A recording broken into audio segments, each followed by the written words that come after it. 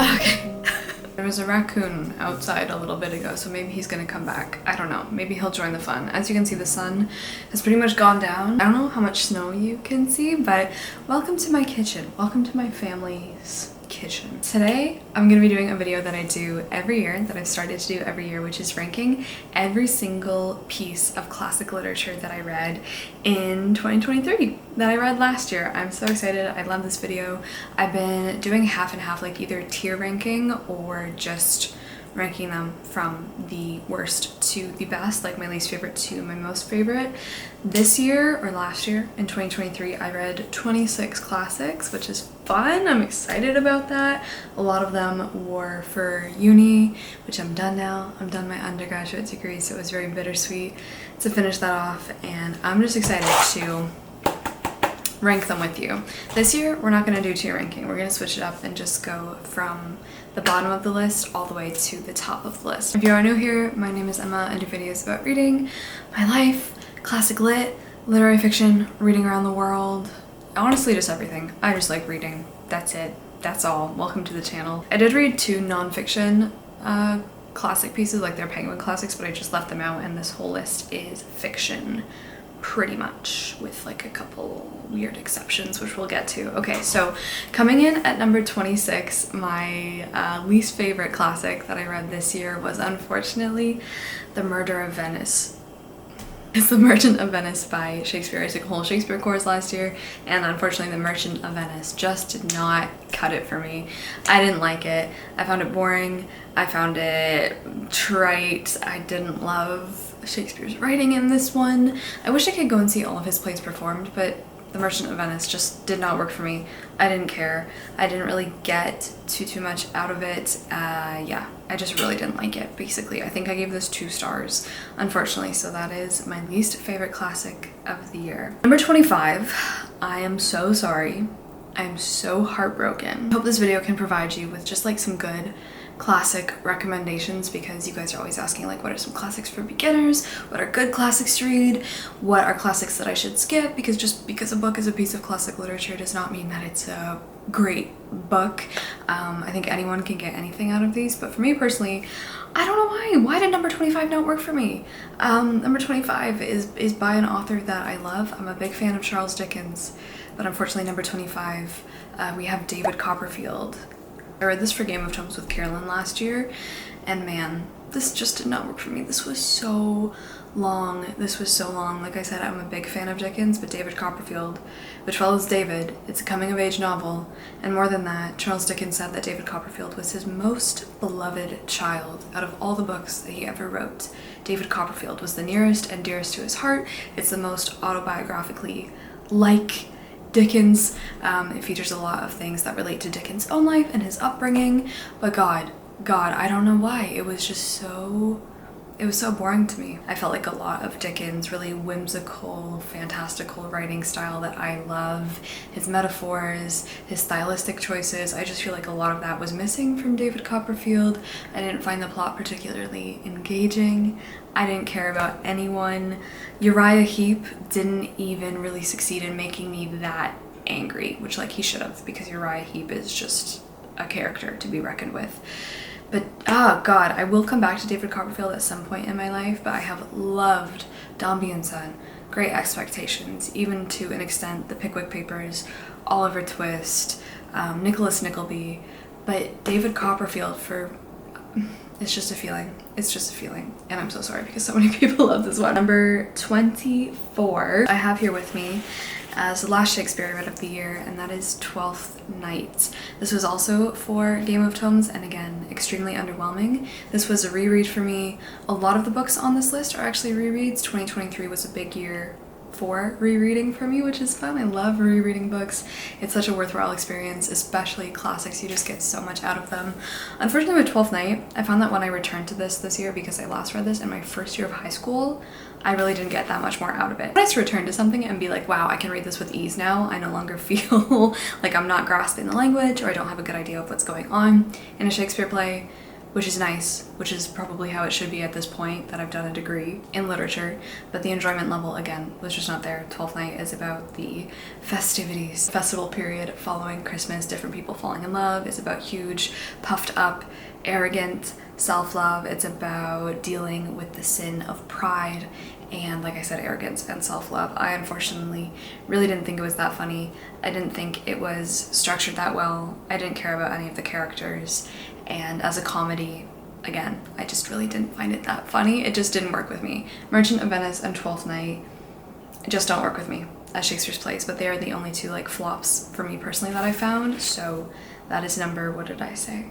That is number 24. 23 is nonfiction, but I would really hesitate to call this piece completely nonfiction because there are a lot of fictitious elements to it. So number 23, also coming in the bottom tier of classics that I read this year, is Once There Was a War by John Steinbeck. And this was okay. John Steinbeck wrote a bunch of dispatches because he was a journalist during World War II, and these are what came from those dispatches. They got published into this collection, and it's basically his impressions on different events of World War II. However, they're very embellished. He admits that a lot of them read like fairy tale, like fiction, like very dramatized accounts of what is actually happening. And of course, because they were written like as war dispatches for people back home, they are glamorized, they're very patriotic, and a lot of it is just blatant propaganda. So I enjoyed it. Like, it was very cool to read. It was especially cool to read it through that lens because the book that we paired it with was Farewell to Arms by Hemingway, which is fiction, but which reads probably a lot more like nonfiction than maybe Once There Was War. So, but again, this is like very fledgling John Steinbeck. It's youthful, it's very dramatized, it's very maybe a little bit too exuberant, too in your face, and the writing just isn't really there as, you know, we know it is in his big, huge novels. So that is Once There Was a War. Number 22 is another Shakespeare. Just mentioned this very briefly. It's Richard II. I think a lot of people would rank Richard II above Richard III. I'm not one of those people. I really enjoyed Richard II, like all of these now. These are probably, we're in 4-star territory already. I think I gave Once There Was a War 3 stars, and I think Richard III is at least a 3.5, if not a 4. So I loved basically every single classic that I read this year, which is so fun. But Richard II is about Richard II, obviously, and it is a very short, compact, very focused play as opposed to Richard III, which these are the two plays that get compared a lot, especially because they kind of bookend this period in history. But Richard II, yeah, it was beautiful, it was gorgeous, it was lyrical. I just wasn't really totally involved with the plot or the characters. I didn't find myself really feeling what the play I think wanted me to feel, but again, I would read this again. I loved it, and I like it. Number 21. Ooh, okay, another Shakespeare, Taming of the Shrew. I was surprised. I liked Taming of the Shrew a lot more than I was expecting to. Taming of the Shrew was a lot more violent than I was expecting, especially because I've only seen 10 Things I Hate About You, which I love, but when you put the context of the relationship between Kat and her suitor in Shakespearean times, it gets very violent, very controlling, very concerning, and there's a ton of abuse in here. I think this one with the pacing and the characters and the plotting and the disguises, I think this is the play that I'm much more interested in than Twelfth Night. And while Taming of the Shrew is also a comedy, it is so dark. Like, there are dark things about Twelfth Night, more so just sad and melancholy things, but Taming of the Shrew is like very dark in terms of like the power dynamic in relationships, the relationships between men and women in this period, marriage, family ties, dowries, all of that stuff. Like, it's just very dark, and it's really not particularly funny at all. Like, it's just straight up not funny. It's just like, this is abuse. But I think it's structured really well. I think the writing is great. I think the characters are so believable, so human. And while the ending wasn't really... The ending you can look at in a number of different ways. A lot of people are disappointed by the ending. I'm not sure if what he is saying or what Kat specifically says at the end of Taming of the Shrew is really necessarily what she is saying without spoiling it, but I liked it.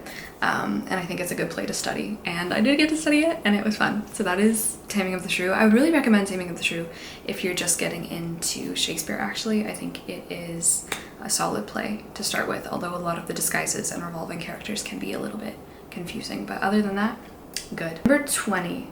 What is number 20? Number 20, I started reading Borges this year. I have his whole Ficciones on my shelf, and I just decided literally a year ago to start reading it chronologically. I'm not sure if it's arranged chronologically, but just start at the beginning of the collection and go to the end. So the first novella in the collection was A Universal History of Iniquity. So this is my introduction to Borges. I've never read him before. This, what I will say, made me so incredibly excited for everything that is to come, for everything that I know I'm gonna get to read from this author. So excited. Although as his first work, I'm not sure if his first work overall, but his first, I think, larger published piece of fiction, this was just, it was good. It wasn't great, but it was good. I think his writing style already in here was so playful, so fun, so tricky, and I'm really, really excited to see what else he can do. This one is about, you guessed it, a history of misdeeds and crime and people who have gone down in history as particularly malignant creatures who roam the earth. So it follows different accounts of historical people you and I would know from history, and it details their lives and what they did and why they belong in a universal history of iniquity. So don't have too much to say about that, but excited to keep reading more. Number 19 is another reread, and that is Northanger Abbey by Jane Austen. So good, so good. I did like this. Not probably my favorite Jane Austen ever, but I was really in the mood to read quite a boring book, and I say that like in the most respectful, loving way possible. I think Northanger Abbey is extremely boring, extremely tedious, but I think that's something that is so worth studying. And for me, who loves reading books, when I get into this mood, I just want to know about people's daily routines. I want to know what they're doing. I want to watch them go for walks. I want to watch them bicker. I want to watch them have like this daily routine that they repeat. I find it very satisfying, and in the context of Northanger Abbey, which is a parody on the Gothic, it takes on it takes on an even more terrifying lens than something that is just boring, because boring is just, what do people call it? A very light feeling of disgust. But in Northanger Abbey, Catherine, our main character, is so bored of her life, and she begins to read all of these Gothic novels, including Radcliffe, that she starts to believe that she's seeing like Gothic attributes in her own life. So, okay, well, don't go out when I'm talking about ghosts. That's not cool. This is so symbolic. Am I seeing ghosts in my own life? What the hell was that? So she thinks that, people are coming to get her, people are gonna murder her, people are out to murder other people, and it is of course a romance. Although I really found the romance so weak in here, and I didn't care about the love interest at all, but I really liked it because I was so in the mood to be bored and to like study someone's boredom, someone who takes it so far, because she is influenced so much by the books that she reads. And also this is like Jane Austen's kind of like sticking it to people that like books are so important and books influence you so much. So I really liked it, but just not as much as the other classics I read this year. Number 18, another pick for Game of Tomes, another reread, and that is The Stranger by Camus. This is my first time reading it in English. I really didn't enjoy the experience of reading The Stranger. It put me in a bad mood. It's just not particularly fun to read, honestly, and the writing style is probably deceptively simple, but I really, really enjoy talking about this book with people, especially with Carolyn. If you want to check out our discussion, this is Camus' take on absurdism, how nothing matters for the main character of this book, Marceau. His mother has died, he's been convicted of a crime, and nothing is really affecting him. Nothing is touching him, because he's just like, why the hell does anything matter? Everything is meaningless. For me, a really fun one to discuss, but the process of reading it, didn't care for it. Number 17, another surprise, we have As You Like It by Shakespeare. I had no idea what this was about going into it, but I loved it. This is forest fun. This is forest funsies. That's how I would describe As You Like It. It's about all of these people coming away from the city, kind of like bleaching and bleeding the city dry, because like either they get banished, they're not happy with it, they're like, I'm just gonna go fool around in the forest. And that's what we have. We have all of these people in the forest of Arden meeting people. We have a lot of doubling going on, which is something I love, especially in Shakespeare. I think he does it so well. And it was just like a good time. It's focused on the pastoral, so the ideal life of like the shepherd, someone who's just roaming around in cottages, but it's also a little bit of a parody or commentary on the pastoral as well, without giving anything away. So again, I think As You Like It is a pretty good place to start. and I really liked, is it Rosamond, I think, is one of our characters. I really loved her. Really loved her. So glad that I got to read As You Like It this year. Number 16. Oh, Hour of the Star by Clarice Lispector. This was my second Lispector. I also got to read this for uni this year and really liked it. I have a very hard time with Lispector. I think she's a very difficult author. Hour of the Star is so interesting. We follow this girl, Macabea, who is just she's so poor. She's so sickly. She has probably pretty much every single thing wrong with her physically, like health-wise, that you can imagine, and yet inwardly she is so free. However, she's not the narrator of her own story. Her life is being narrated by someone else, who is of course the narrator of Hour of the Star, and he just can't really comprehend how she could be so happy, how she could be so free, and it is ultimately a tragedy, I guess, in the conventional sense, but is it really? Is it really? I don't know. I got to write a really cool essay about this year, so I loved it. 4 stars. Can't wait to read more from Lispector, so yeah. Number 15. Here he is. It's Richard III. It's Richard III, or should I say Richard III. My jaw dropping open. It is so saucy. I think it's so funny. I think Richard III is a lot funnier than a lot of Shakespeare's comedies. The humor to me just really hits. This is about Richard III, who schemes a lot. He's a schemer. He's deformed in this play. These are not accurate accounts of history by any means, but you follow him and his rise to power, his trickery, his treachery, his gorgeous lines. This man can speak. This man can speak for days. Oh my god. Oh my god. I want to see Richard III performed so bad. What I will say is that God, it just drags. It drags on. I didn't really care though. I just loved it. I ate it up. I really ate up Richard III. Number 14 is Measure for Measure. Another Shakespeare, another surprise. Before I took the Shakespeare course, I was like, I like Shakespeare. I'm obviously a fan of Shakespeare, but I'm not like a diehard fan. I like him, but I don't love him. I love Shakespeare now. Measure for Measure was really interesting because it is about mostly the law and interpretations of the law and justice. I just found the relationships in here so interesting, and I found the women in Measure for Measure so interesting as well. I got to write another essay on this one, and I really liked it. So this is about a Duke of Vienna, and Vienna's going to shit. Vienna's not doing great. No one is following the law. No one cares about the law, and the Duke is just kind of like chumming it up with his citizens, so he doesn't really want to enforce anything and make people not like him because he's just such a dude bro. And so he goes away, disguises himself as a monk, and he leaves someone else in his position. This guy is a stickler for the law. This guy wants to exercise power to the max, and so he immediately slams down hard on all of the laws, but the one that Measure for Measure focuses in on, the sexual laws of Vienna. So, you know, you're just not really allowed to sleep with anyone. And most alarmingly, we have a man thrown into prison about to be executed because he is not really technically married to his fiancée, but his fiancée is with child, and that's not allowed, so he's gonna be executed for that. And it just follows kind of everything else. That's all I want to say. Really liked it. Highly recommend. The Awakening by Kate Chopin. I really like this. This was also for Game of Tomes. I still think about this book a lot, especially the ending. The ending is so hard. The ending is so hard. This is about a woman who wakes up out of herself, out of her life, out of her marriage, out of her motherhood, and she's like, what the actual hell am I doing here? Like, I haven't made one decision for myself. I've never asked myself what I wanted. I never knew that I could ask myself that. And so she begins a life that is very different from everything that I just mentioned. It is also a very atmospheric read. I would highly recommend reading this in the summer, in the heat, and the ending is just very affecting. So that is The Awakening. Number 12, I also have here. It's Eugeni Onan by Pushkin. First Pushkin of the year. Love this. 4 stars. This is a novel in verse. Carolyn and I just uploaded, or she just uploaded our discussion video, so I will link that above as well. To me, it's just about Tatiana. She's a country girl living her country life, and she falls in love with the young aristocratic dandy, Eugeni Onan.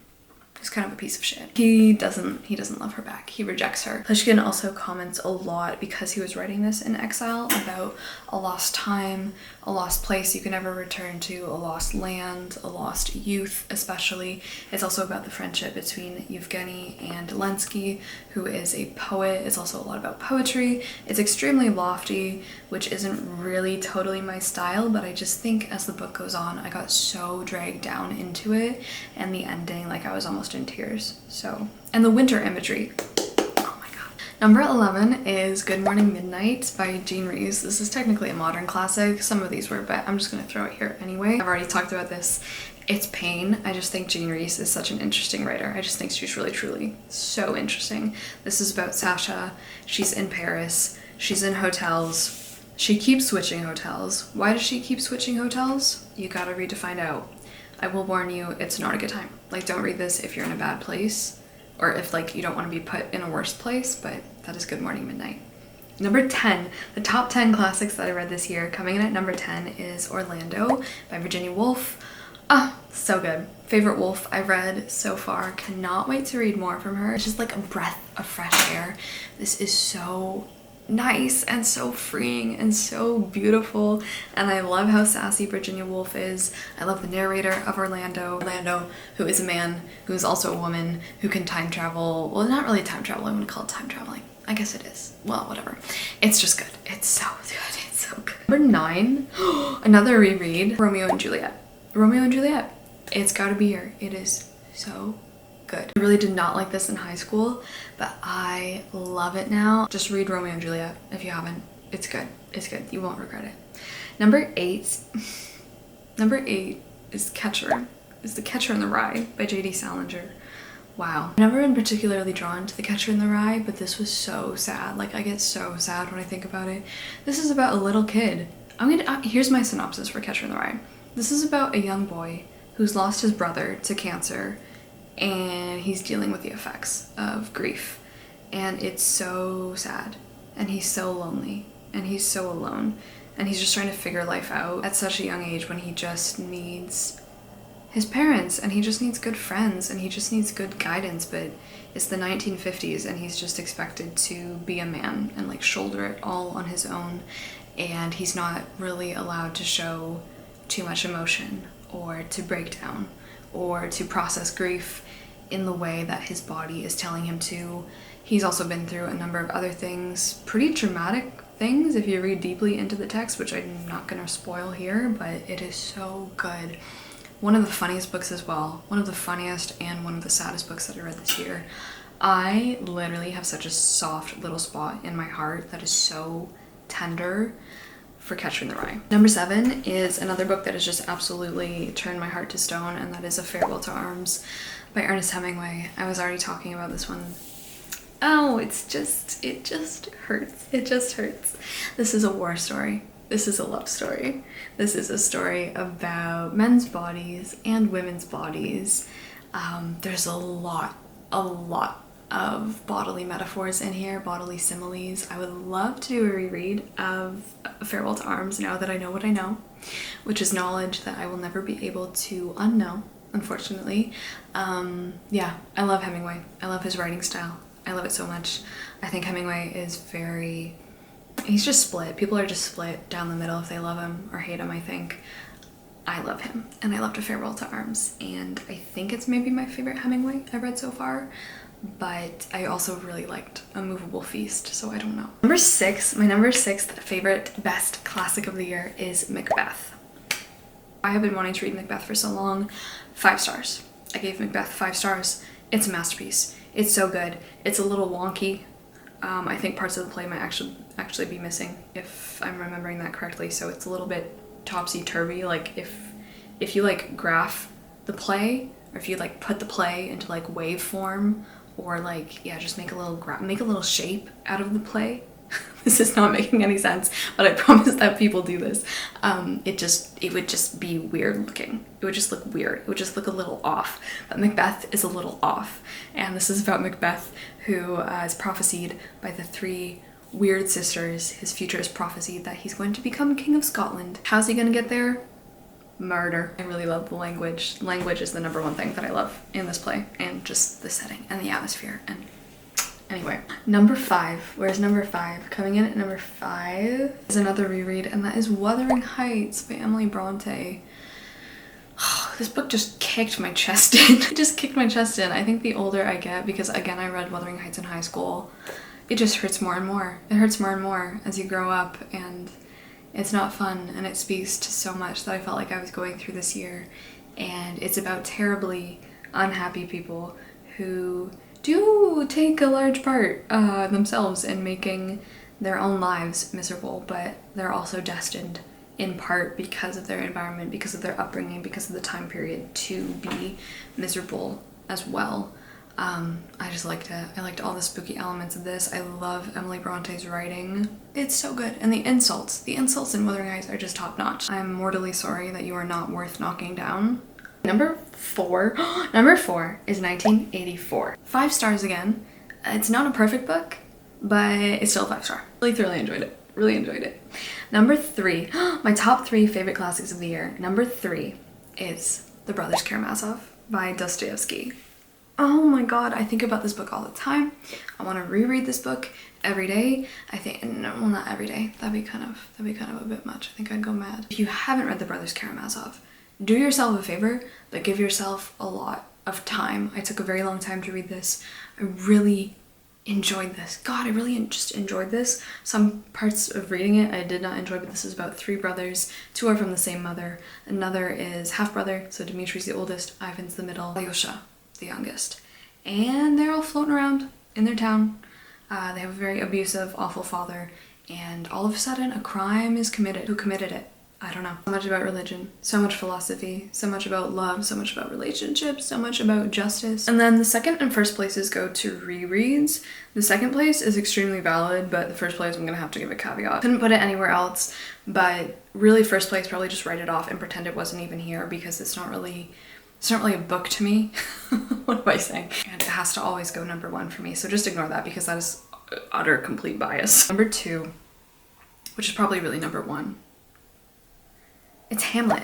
When I first read Hamlet, I liked it. It was the first Shakespeare I read that I liked. When I reread it, it's so funny because Hamlet is just such an edgelord, but he also gets at so many dark, deep philosophical topics. He's so depressed, he's so emo, he's so spiteful, he's such a little shit, but I just love it, and I love him, and I love the language, and I love the play, and there's so much in it. There's a play within the play, there's ghosts, there's love, there are crazy relationships, there's stabbing, and with all of this, like, it's so deeply funny. Phenomenal. Just phenomenal, and it absolutely deserves this spot. So, and then number 1, which is really just probably number 0, just the thing that always floats and hovers about my life. I reread this year because I try to reread it every single year. At this point, I just feel like I should memorize it, and I have a lot of it memorized, but it's Letters to a Young Poet by Rilke. Probably more than once a year, but sometimes I just feel this urge and this like need and this like rightness of the time to reread Letters to a Young Poet, which again is nonfiction because it's a collection of letters, but it is Rilke's whole philosophy of being pretty much addressed in letters to a young poet who is sending letters to Rilke, who is a poet, asking him for advice on his verses, if they're good, if they're bad. And Rilke responds and basically just gives this guy advice on every single aspect of life.